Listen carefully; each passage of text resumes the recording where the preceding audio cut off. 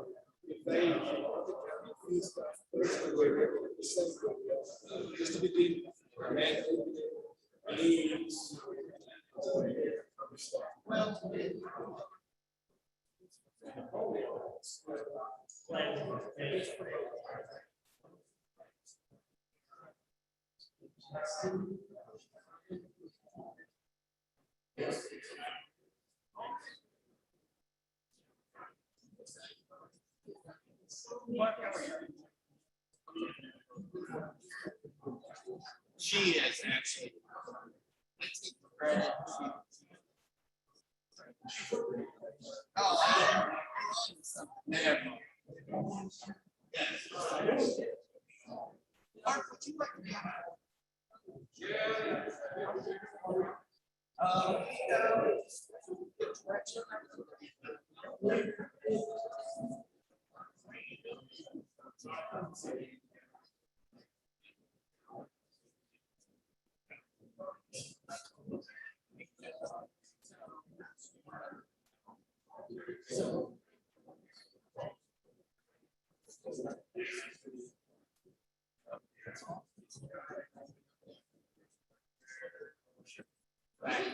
There's a little part. Yes.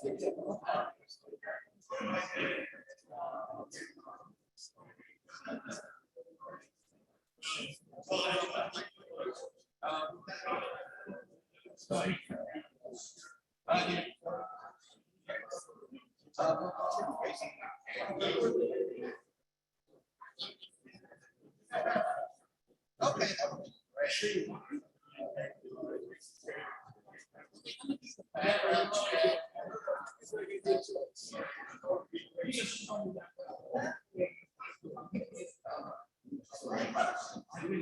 You've been known to do that.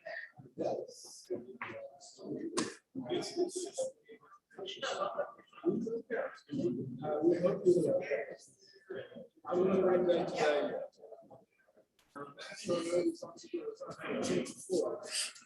Can we wait for it? Yeah.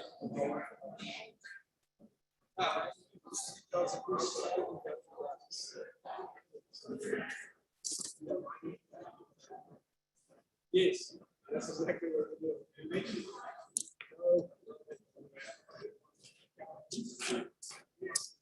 My fellow Rotarians, if you could please take a seat. I love to see all the fellowship and the great conversation, but we'd like to start with our program today.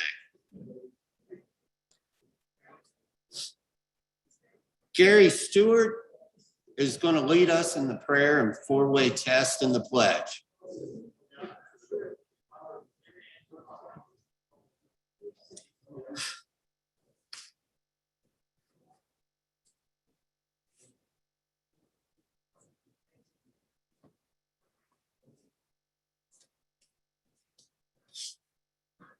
Let's all bow our heads, please. Father in heaven, we love you so much, Father, and thank you for all you do for us. Father, bless this Rotary Club here and Rotary around the world. All the things that Rotary does, Father, thank you for this organization. Father, we pray that for the people that we know in our club that's been sick and are sick still, well, we just pray for them and their families. Watch over us and keep us. In your Son's name, I pray. Amen. Pledge allegiance. I pledge allegiance to the flag of the United States and to the republic for which it stands, one nation, under God, indivisible, with liberty and justice for all. And the four-way test, I've been gone a while. Don't you all watch me? I'm going to read this. First of all the things we say and do first. Second. Third. And fourth, I just remember my part is easy. I just have to count. Thank you, guys. Gary, thank you. Sean, please give us an update, a Sergeant of Arms report here. Yes. I also get to do my commercial today. You have on your table the outing brochure. So the Rotary outing, I'll be emailing each of you that kind of come through every year with a whole sponsor, teams, that sort of thing. So please see if you can make that happen for us. This is our 24th annual Florence Rotary outing. The genesis of that is that Dr. Booth was president of the club, and he said, Sean, we're going to have a golf outing to run scholarships and to earn scholarships, and you're running it. So when Herb Booth speaks, he's like E.F. Hutton. You listen. So we listened, and we've raised tens of thousands of dollars for these scholarships, and it helps out, and it's kind of neat. Of course, we all go back to, we only missed on one scholarship offer, and that was Adam Howard. He won one of our scholarships. But you can't be 100% in everything you do. You can strive for that, but no, just kidding with that. That's our update there. Give me the checks. The address is on there, or just bring the dollars in next week. Thank you. The Reds have 18 games left, and we are tied with the Padres for the final spot in the playoffs. Trying to do our best not to get into the playoffs, but we just keep hanging around. So it's like a toothache. You got to enjoy it every now and then. That's the way the Reds are killing us right now. But we have the big news of the weekend. Oh, FC Cincinnati won a home game. I know you soccer guys out there, 2-0. Go for, what is their name? Is it FC Cincinnati? They're not the Blue Dogs or anything? Okay. So the soccer team won, FC Cincinnati 2-0. Sorry. Thanks a lot for correcting me. That was from another country, wasn't it, Dwayne? But anyway, the big news of the weekend, the Cincinnati Bengals won their first game. Yay! 27-24 in overtime, had it all the way. Never was it in doubt. Beautiful day on the river. Everybody was just sitting on their hands and thinking about the good Lord and what a gorgeous day it was. So great win by the Bengals. Thank you, Mr. President.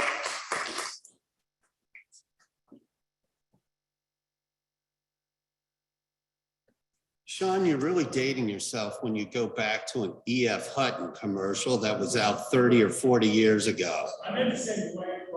Oh, okay. Thank you for that clarification. Matthew, if you could please come up and introduce our speaker.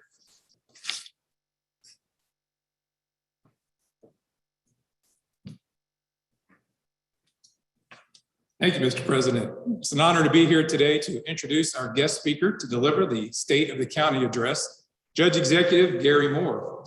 Judge Moore is in his 6th term as Judge Executive. I had to count on my fingers because he's been here a long time. And under Judge's leadership, the county has experienced an unprecedented time of growth. His leadership has been recognized just not in the county, but across the region, the state, and the nation. His roles are too various and numerous for me to go into today, but just to recognize a few, he served as chairperson of the St. Elizabeth Board of Directors, president of the Kentucky Association of Counties, and is currently immediate past president of the National Association of Counties. So we're very proud of all that Judge Moore does for us here every day and speaking with his colleagues across the nation. As we hear from them, he is so well respected for all that he does and the leadership that he provides for all of us. We're just very honored to have him. And I don't say that just because he's a great boss, but because he's a great judge and a great leader. So it's my pleasure to introduce today's speaker, Judge Executive Gary Moore.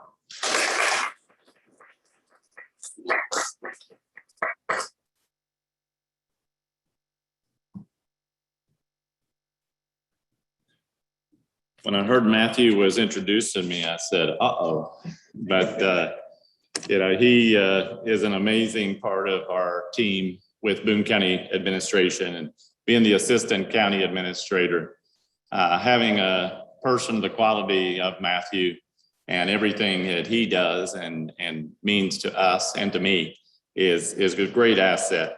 We do have a great overall team with Jeff Earlywine as our County Administrator.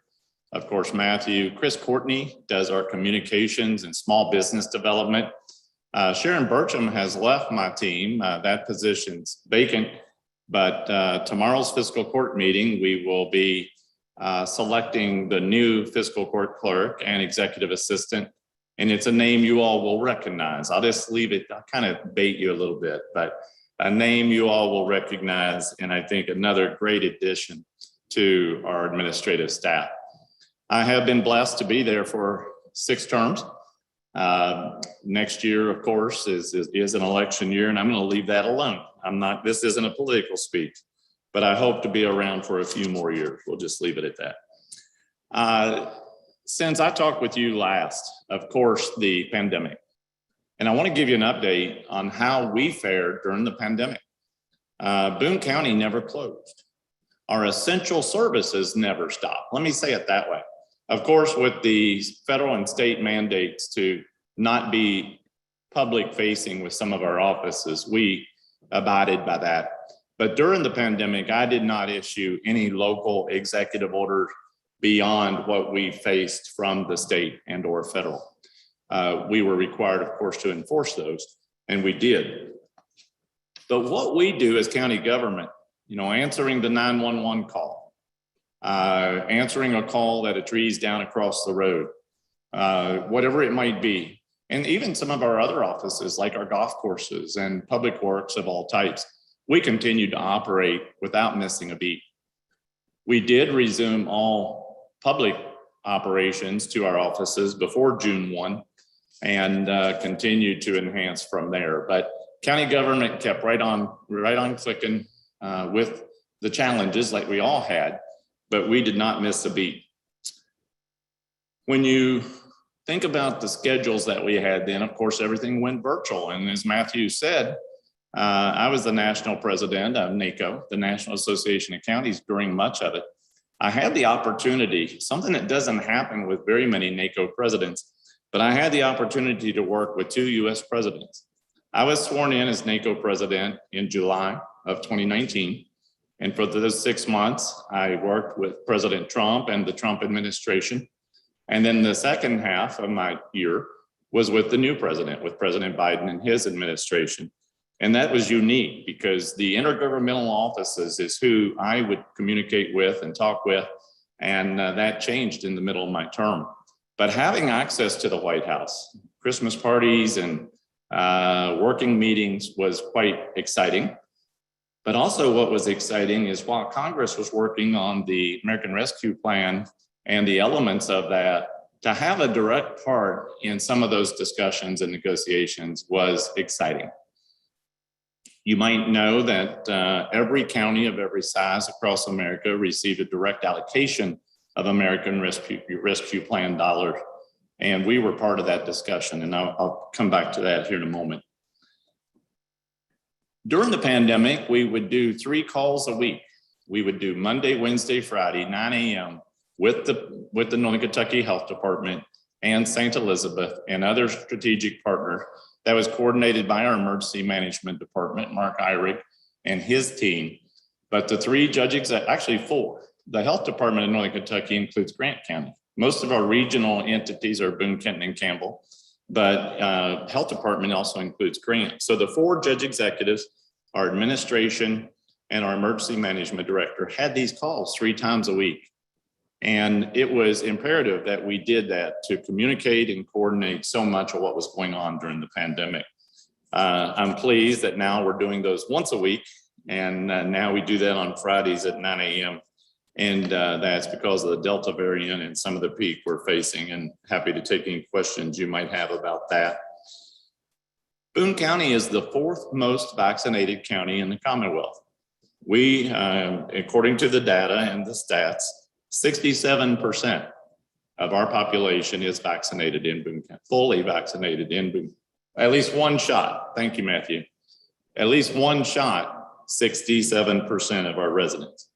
Now, sometimes 1 shot is fully vaccinated if that's Johnson & Johnson, but the fact that somebody's at least received 1 shot is a positive, but that's 4th most in Kentucky.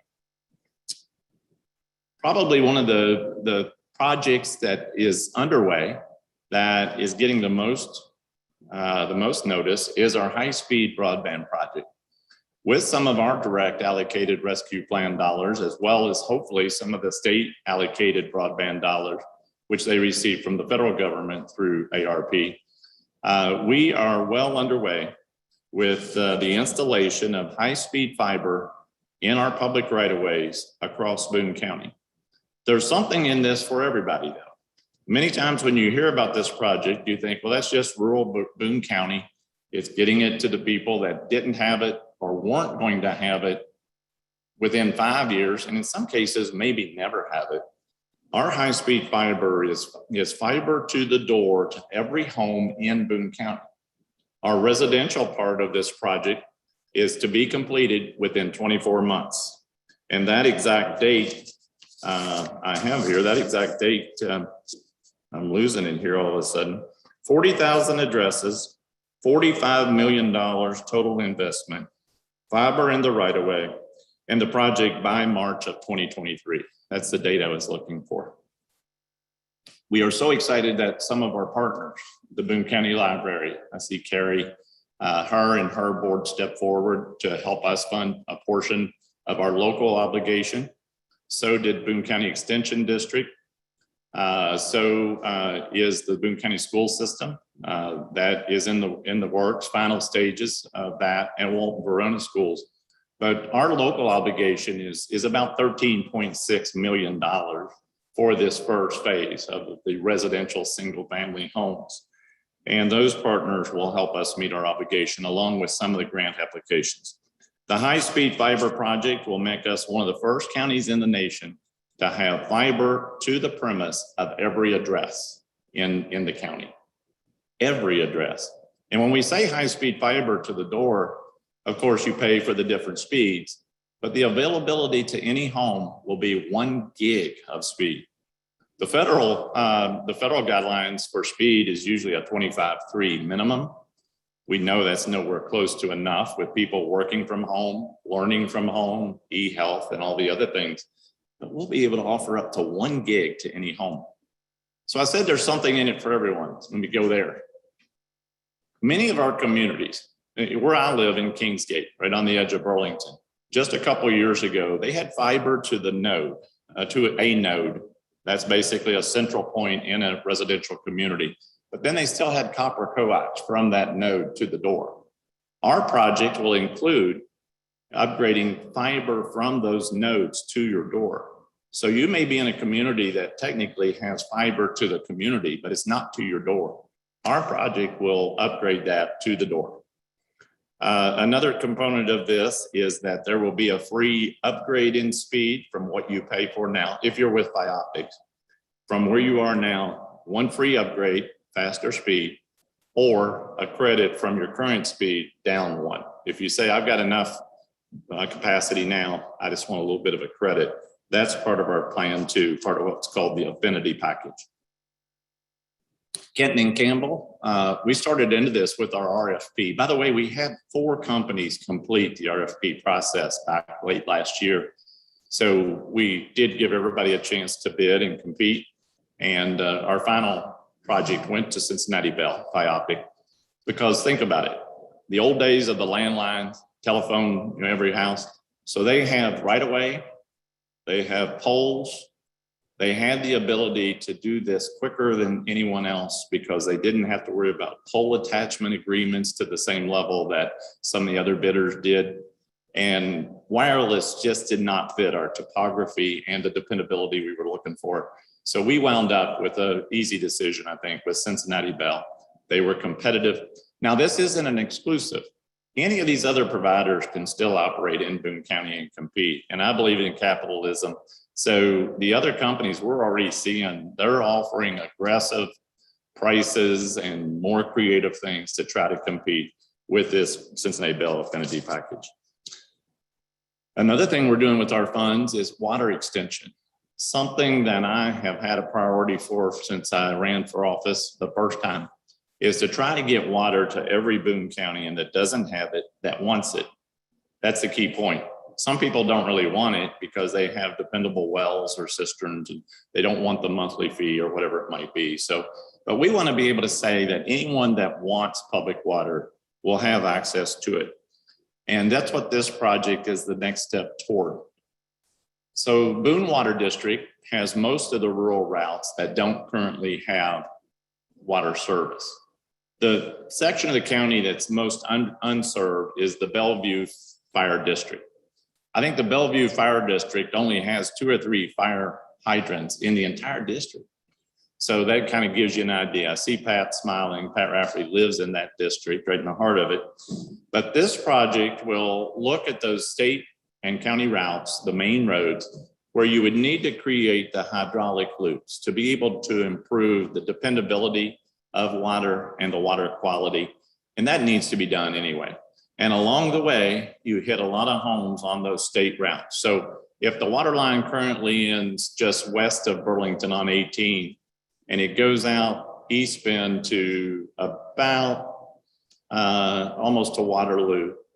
So what we would do is complete that loop to be able to connect those two by going all the way out to Western Boone County and creating the loop and get that dependability in the water quality. That's what we're asking Boone Water to do. What Boone County Fiscal Court is looking at, most of your residents are off the side roads of those routes.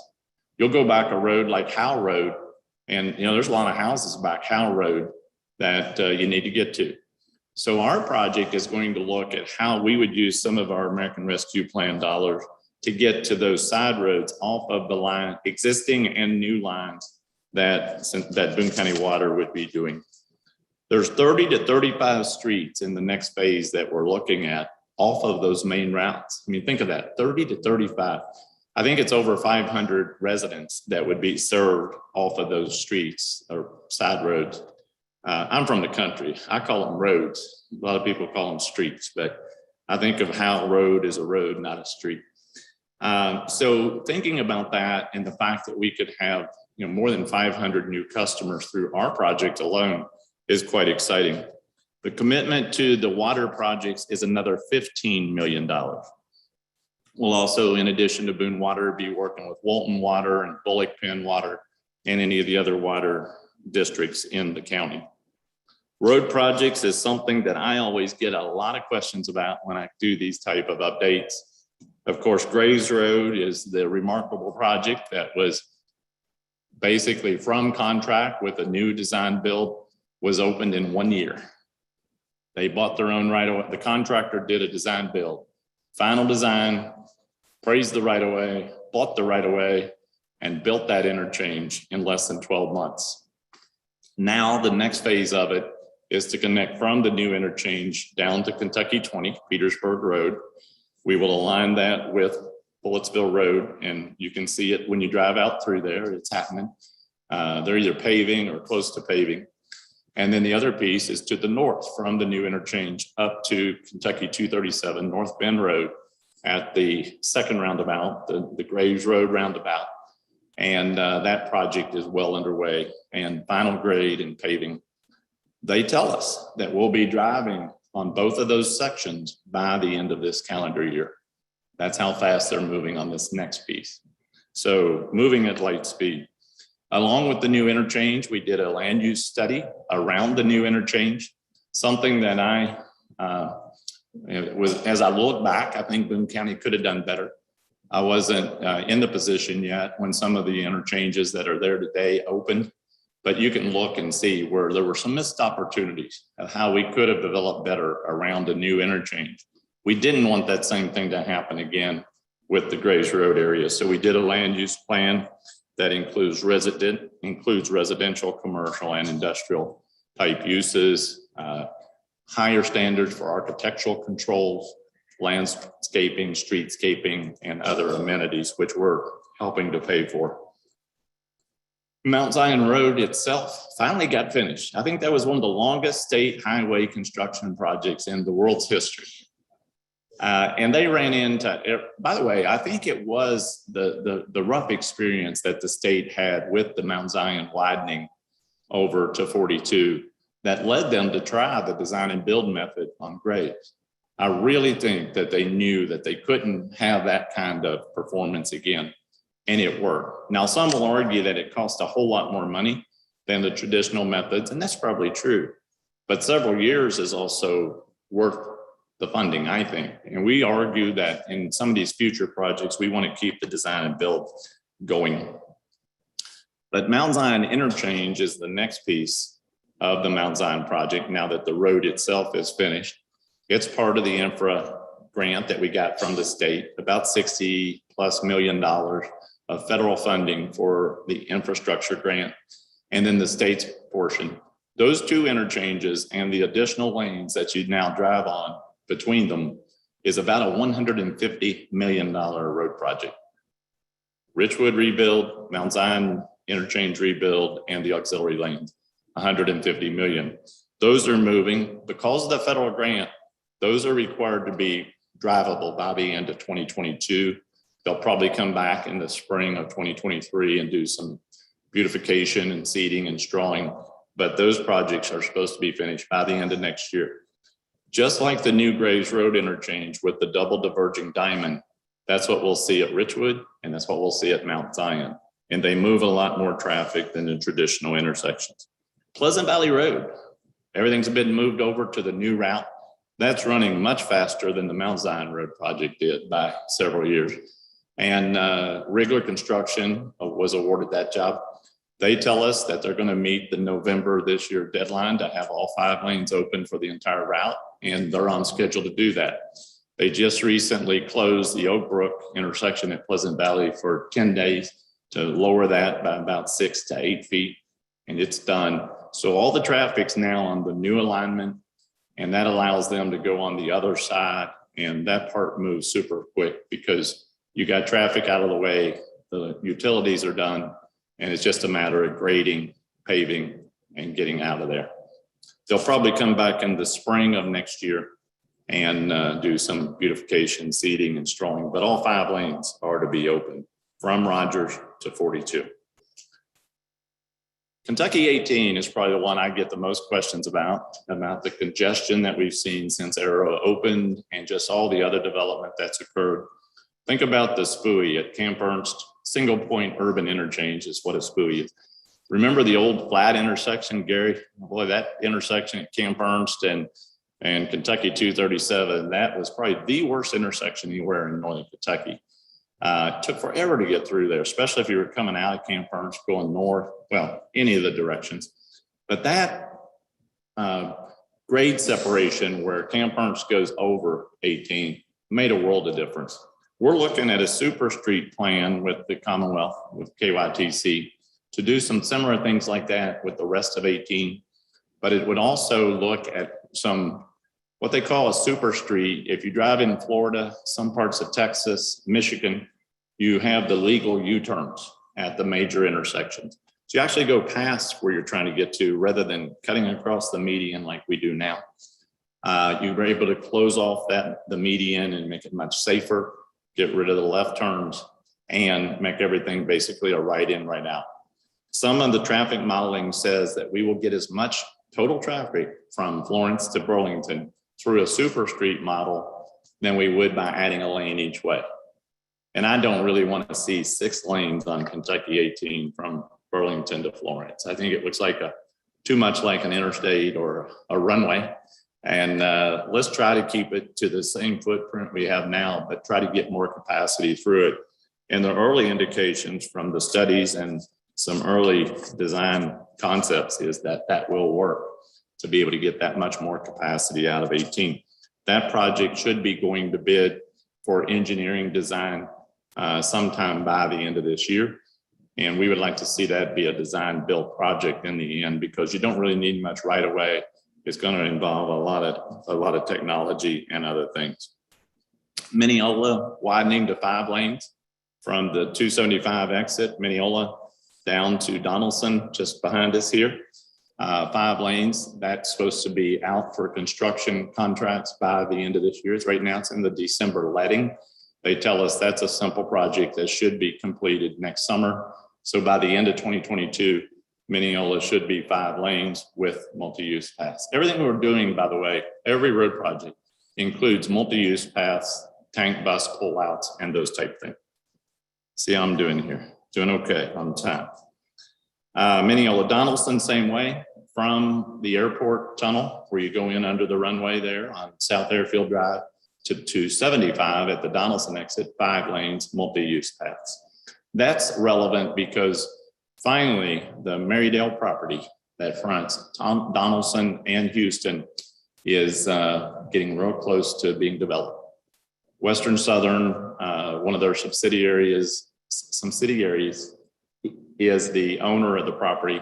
We now have a tax increment financing plan in place. Florence has annexed it, and that's ready to go. Sewer lines have been installed right along the back fence of Turfway Park, and that's an exciting project. So Donaldson getting widened is very timely. Speaking of Turfway Park, we were just over there the other day. We did the beam signing, with the topping off ceremony is called, where you sign the top beam and then they lift it up and put it in place. So my name's up there. I don't know anybody will ever see it. Hopefully it never needs to be seen. But along with many other elected officials and dignitaries, I was honored to be a part of that. That project is supposed to be open in June or July of this coming year, 2022. The new and improved Turfway Park by Churchill Downs. There's a 500-seat reception hall in there, by the way, something that you might not have heard about that's kind of gotten lost in some of the messaging. So when you think about having major events and banquets and celebrations, having a 500-seat auditorium in there, along with everything else they will be bringing. The buildings, the renderings that I've seen are just beautiful, much better than what was there before. So in addition to road projects, we are working on a lot of multi-use path opportunities. We'll be adding the multi-use paths like you see along Arrow Parkway from the Camp Ernst North Bend Road overpass on 18 from there in front of the main library down to Arrow. And then from that same point, all the way up 237 to Kentucky 20, well, actually all the way to 275 to Lytton Lane. So the multi-use path will be north and south up and down 237, across 18, lining up with Arrow. And our plans for the future are to loop all of the state routes around the airport with a consolidated multi-use path. I'm gonna wrap up here so I can take some questions. We're looking at some ordinances to be able to continue to try to parallel what we face with a growing county, a changing county, kind of butting up to some of our rural areas, but some of the other things. Something that's popping up, and this is a technology challenge, is the Airbnbs, the home rentals where somebody rents out their house. Florence just passed a new ordinance that deals with how these Airbnbs are licensed, how they're managed, how they're overseen, and some basic requirements that those Airbnbs will have to follow. We're looking at mirroring their ordinance pretty closely. It's always better for our property owners and enforcement if those are very much alike. And what they're doing over there seems to be a pretty good proposal and something that we're looking at doing countywide. That's something you'll be hearing more about. The new animal shelter, animal care and control. With the county's growth, we just outgrown the old animal shelter that squeezed back in there, and it was retrofitted into other things that never was designed to be. The county commissioners and I received a request from the Friends of the Shelter. They wanted a much more complex, more advanced type facility than we were willing to pay for. We looked at what our basic responsibilities are as a fiscal court for an animal shelter. And we decided that was a facility, a new facility would probably be around $3 million. They wanted to build a $6 million facility. So we challenged them to go out and raise money. We basically gave them a challenge. We'll match what you raise up to $3 million each. And I'm happy to report they've just done some amazing work, but we're now at about $2.25 million that they have raised. Most of that money's in the bank. These aren't just, I think all of it's in the bank. These aren't just commitments. They're people that have written checks. And so we're ready to go to the public phase, or they are, where they'll be doing a countywide campaign to try to close the gap on the other 750,000. But if all that goes well, by the end of next year, I could see a new shelter coming out of the ground, and it will be a state-of-the-art type facility, and the county would get pretty good bang for its buck with a $6 million facility for a $3 million investment. We're looking at other upgrades in our software, like our occupational license department with new software, building department, new electronic type ways to do building applications and permits.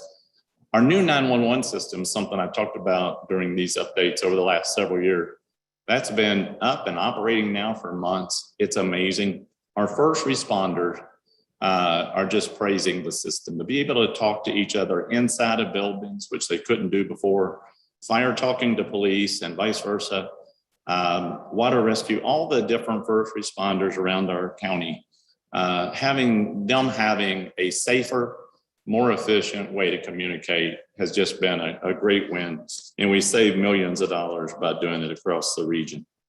By the way, I think I started to touch on it earlier. Kenton and Campbell are getting ready to go to the same plan on the countywide high-speed broadband for a Cincinnati Bell partnership as we did.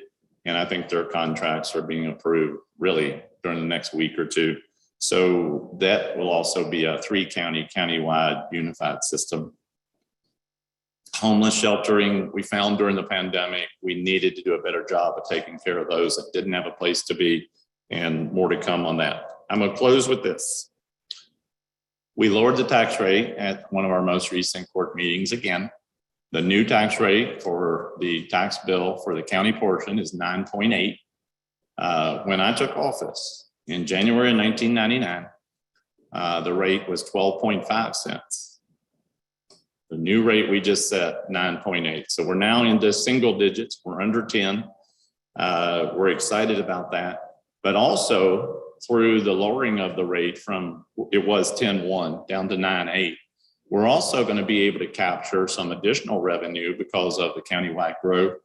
And we are committing all of that to a more robust street, road, and sidewalk maintenance program. Right now in our current budgets with what we fund to Public Works, street, your street, you might see them come in and crack seal with the black tar, fill the seams and fill any cracks and do some preventive maintenance. Of course, that'll all continue to make sure that the roads don't get undermined with water and erosion. But to be able to actually repave those more frequently and to improve the aesthetics and the overall quality of our roads. We also have some rural roads. I hear a lot about Porter Road down in Verona, where it's about 1.5 lanes, most of it. Parts of it are a little wider. But you meet somebody and you got to get 2 wheels off the road to pass. And heaven forbid a fire truck coming down through there, how are you going to get around each other? I see these funds also helping to enhance a lot of our rural roads, Eads Road, Porter Road, up in the north. I hear about Williams Road, the back part of the northern part of Williams, many others, Merrill Road. I think these funds will help us do a much better job of trying to improve some of our county roads to meet today's standard. The reason we were able to do that, and this number is a bit mind-boggling, but in 1 year, our total assessed property countywide in Boone County grew by $1.3 billion. 1.3 billion growth.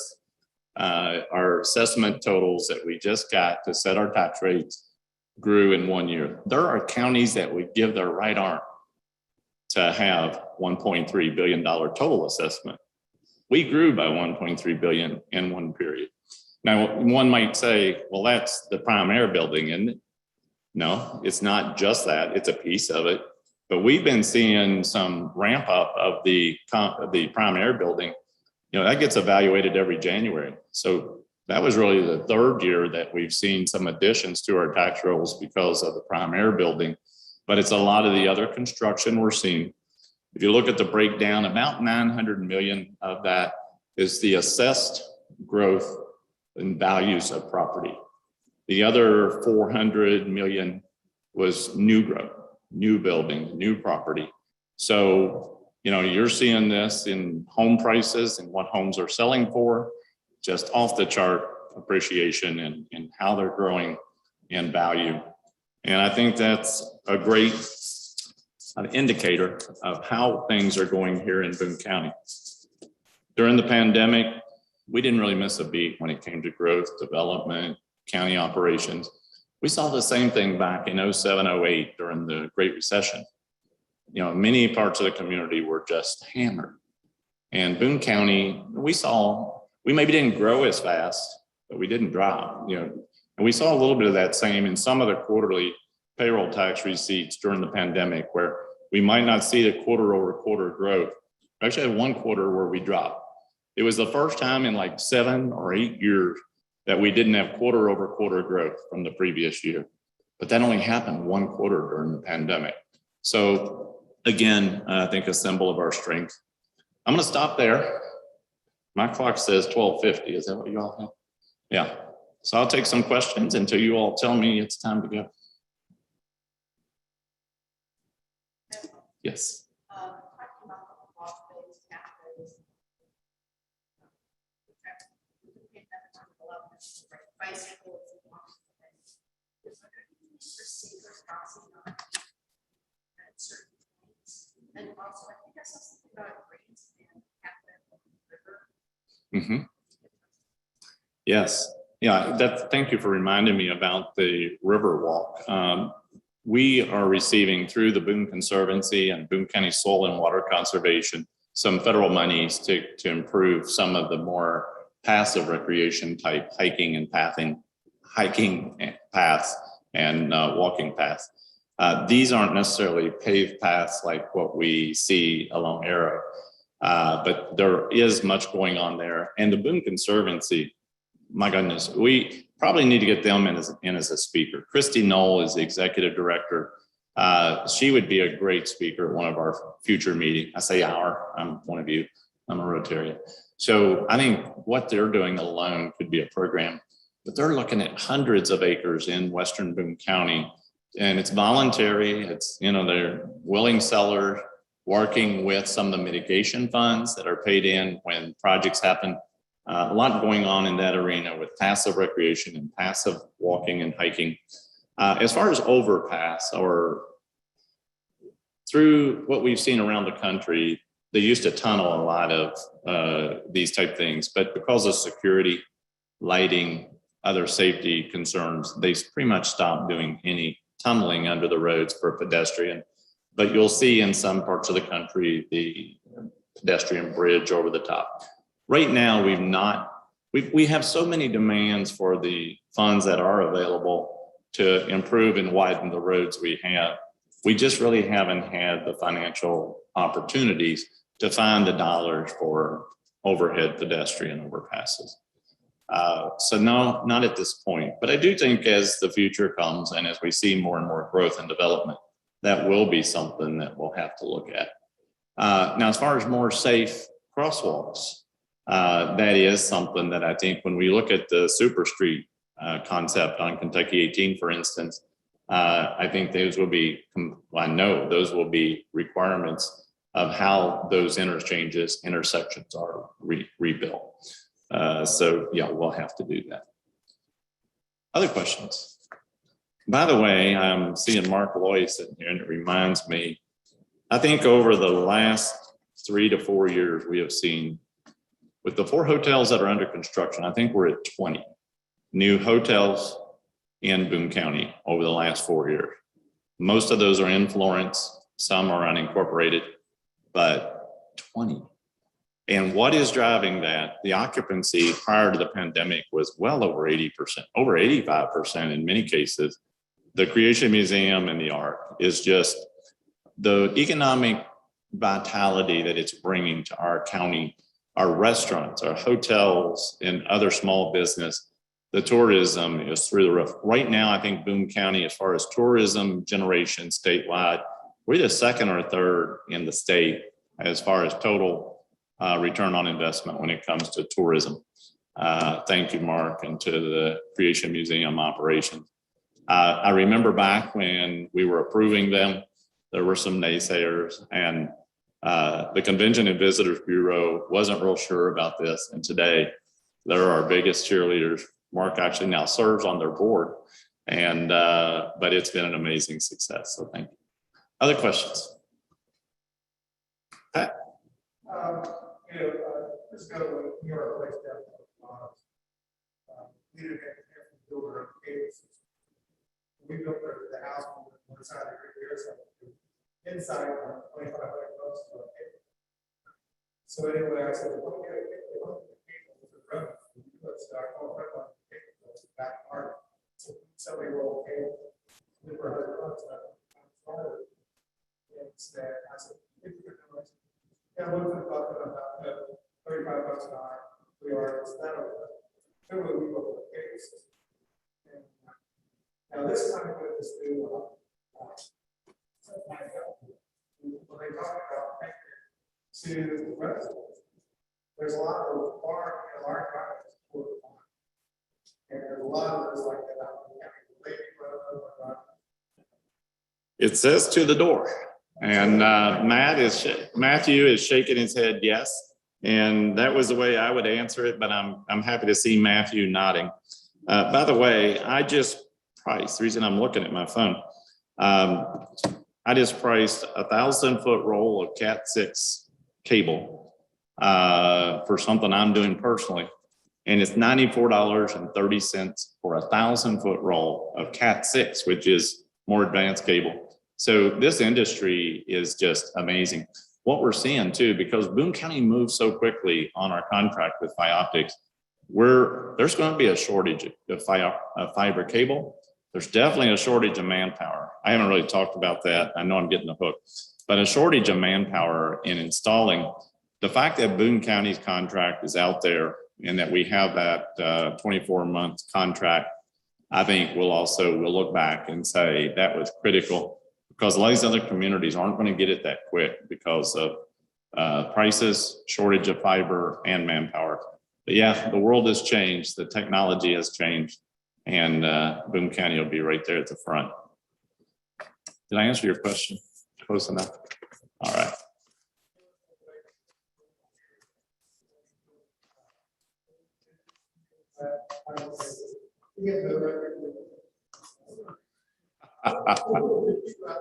That's right.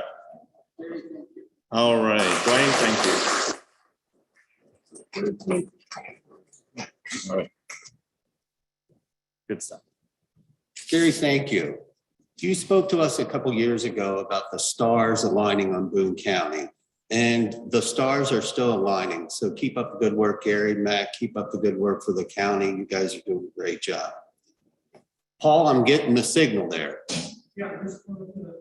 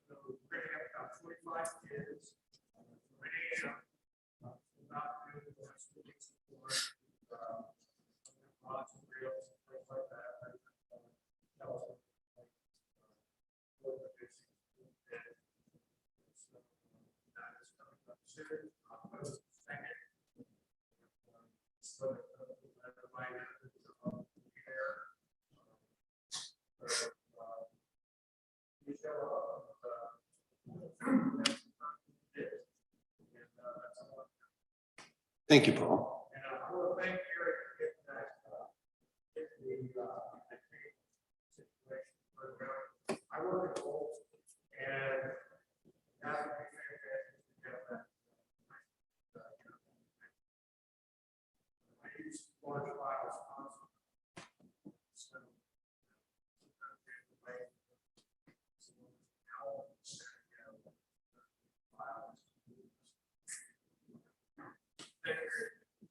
Thank you, Paul. I got an email this morning saying that Julia was going to step aside for some family issues. Julia, the Rotary family, issues the best, all the best on your journey. Some good news, yes. Some good news, we have found a new location. Our first meeting will be October 4th at the Florence Event Center. For all of you that grew up in Florence, it's behind the old Florence Drive-In. And if those trees could speak, it would definitely tell the stories of Sean's youthful indiscretions.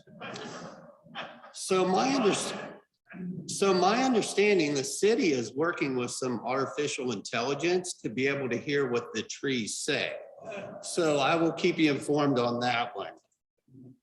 Our state mission trip will be September 21st. We did this during the summer, and unfortunately we didn't get to one senior family. Please check your emails. There will be signups for that. Also, September 26th is our family picnic. One of my goals is to bring the Rotary family back together. And Greg Palmer has been gracious to let us use his farm. That'll start at 4 o'clock. And it's a BYOC, bring your own chair. Rotary will provide the meat. Then Carrie's going to send out an email. So A through L, bring a side dish. And then above, bring a dessert.